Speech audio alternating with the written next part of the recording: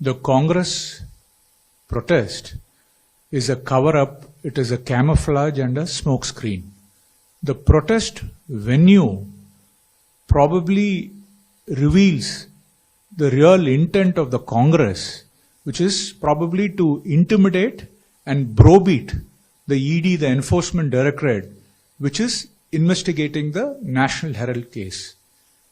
One would do well to recall that the top leadership of the Congress party has been called in for questioning, and the top leadership is on bail in the National Herald case.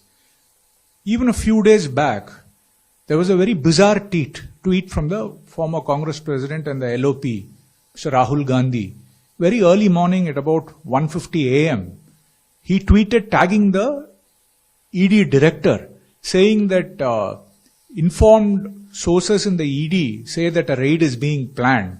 And he says he welcomes it and he gives biscuits. So this was also a kind of a pressure tactic by the Congress party on democratic institutions. And if you see how in 2022, when the Congress leadership was questioned by the ED in the National Herald case, there was such ungainly, ruckus and protest by the Congress party. Instead of going through this in a democratic way like other leaders do, they created a ruckus, indulged in theatrics, and in certain incidents, I think they were found abusing the police personnel. So the National Herald case makes the Congress leadership anxious and worried. That is very clear. But see the toolkit of this Congress party. They try to undermine every constitutional institution possible.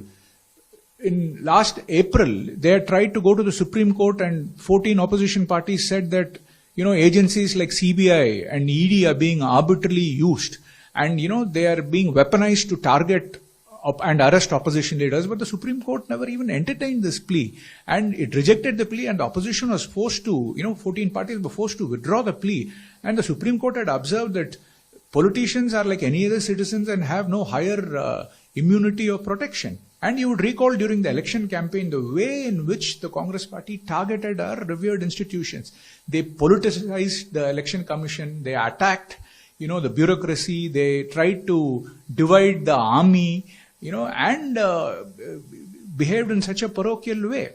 So the Congress party is cornered, now, and is facing the heat of the law and agencies for its transgressions and misdeeds. And if they try to subvert institutions or try to put pressure on, agencies so that they can, try to divert attention or create a red herring in the narrative, it is not going to work. So this protest is nothing. It's nothing to do with public interest. It's a protest for their personal political end. But the Congress party cannot save its skin by these undemocratic ways. And the Congress party will have to face the law of the land for their transgressions and misdeeds.